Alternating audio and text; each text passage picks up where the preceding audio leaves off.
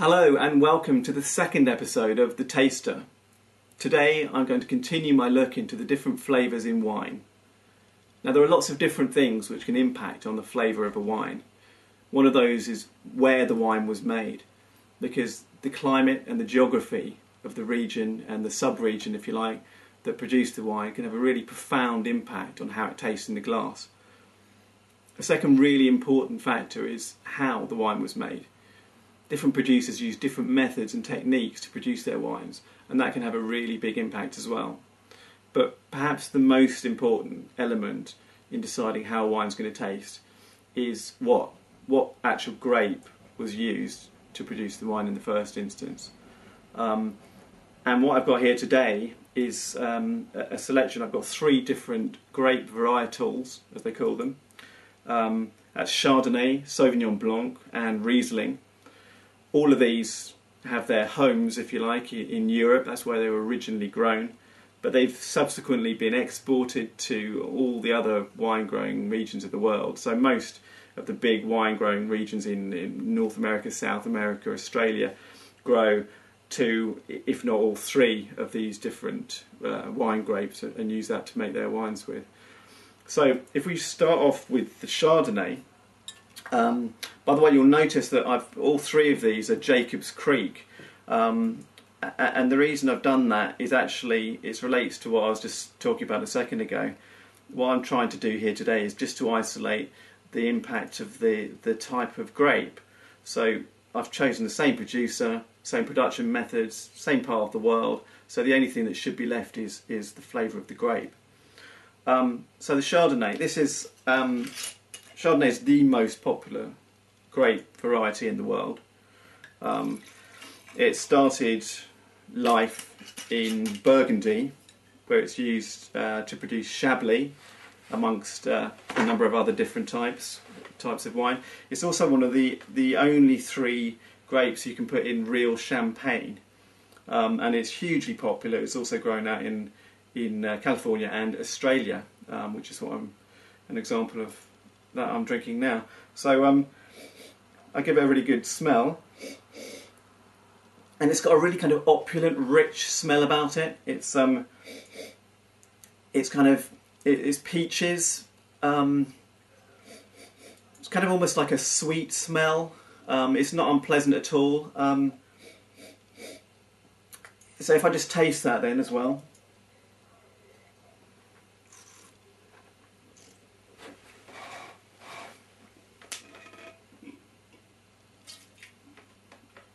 And again, I'm very much getting a sort of peaches. It's got a very kind of creamy consistency and flavour about it. So it's almost like a sort of peaches and cream thing going on there. It's also got maybe a little bit of melon flavour about it.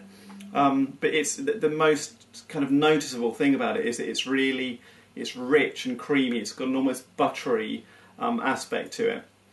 So if I move on then, I'm going to have a look at the Sauvignon Blanc. Now again, this is a wine which has its home in France, this time in the Loire Valley. And just looking at that as I've poured it, I can see immediately that it's very much paler. You probably can't see it so clearly, but if I hold it up there, maybe you'll be able to see that this wine here, which is the Sauvignon Blanc, is an awful lot paler compared to the much more golden Chardonnay on my left. So yeah, Sauvignon Blanc, Loire Valley. If you've ever ordered a Sancerre in a restaurant and drunk that would have been 100% Sauvignon Blanc. But because in wine they mention the place rather than the grape, it wouldn't have necessarily said Sauvignon Blanc on the bottle. Anyway, I'll give that a taste. Smell first. Very different kind of smell going on there. It's much more sort of citric.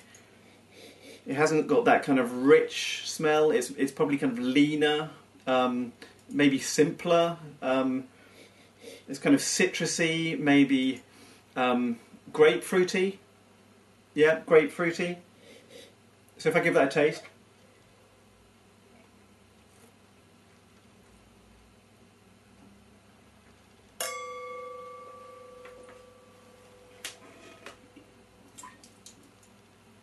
Yeah, and it's definitely got that something grapefruity about it. It's also got something maybe a little bit kind of tropical. It reminds me a little bit of some of those breakfast juices you can get with all the different tropical ingredients. So which you've got like passion fruit and mango and that sort of thing. It's quite kind of fresh and exotic. There's something specific about Sauvignon Blanc, which is, this is probably, out of all the different white wines, the wine that I can most instantly recognise. I think it's got a really distinctive smell and flavour about it, and I can normally pick it up if I was at a blind tasting or something. Not that I've done many of those, but it's quite difficult to explain. You probably wouldn't know what I meant, but to me, I feel it's almost, if it was a colour, it would be turquoise. That may not mean anything to you, but for me, that really describes well the specific character of a Sauvignon Blanc. It's really quite unique.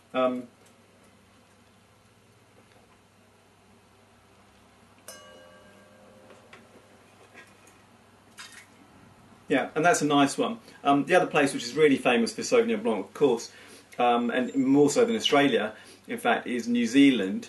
And they really took the world by storm with their Sauvignon Blancs in the last sort of 10, 15 years. So that's nice. Let me just try the Riesling now. And Riesling is outside the new world of Australia and North America and that sort of thing. It's mostly associated with Germany, the Rhine wines, and also to a certain extent with the eastern side of France, in particular Alsace, where it's very popular. They produce an awful lot of different types of wines with Riesling. It's quite popular as a sweet wine to be drunk with desserts. But what I've got here is actually a very dry wine. This is one of my favourites actually. It's something that I buy quite often, the Jacob's Creek Riesling. It's a good standard kind of nice dry wine. But let me just give that a sniff then. Yeah, and I'm really familiar with this. As I say, I buy this quite a lot. What really grabs me with this wine is it really smells of lime. That's the overriding kind of sense I get when I put my nose in there. It's a really limey kind of flavour as well.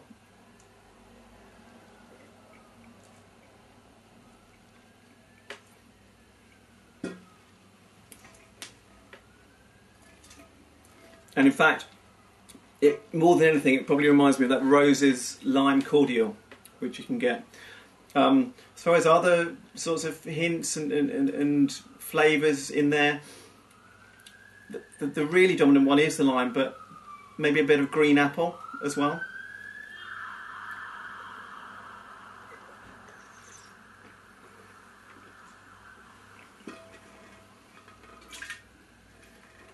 Yeah, and that's really nice.